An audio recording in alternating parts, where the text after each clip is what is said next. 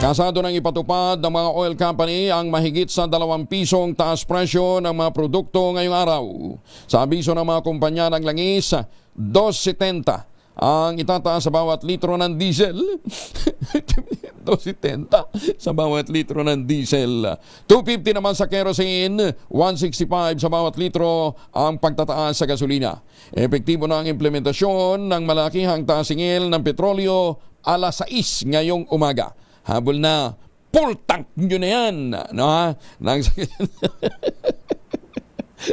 Kaya lang kinabukasan, ubos na uli. 1 year nyo lang napakalibangan yung full tank nyo.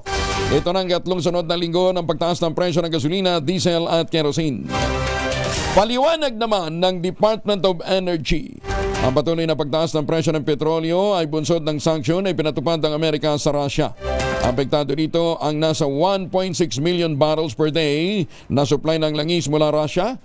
Dahilan para humigit pa sa oil supply o humigit pa ang oil supply sa buong mundo habang malakas ang demand ng krudo sa malalamig na mga lugar.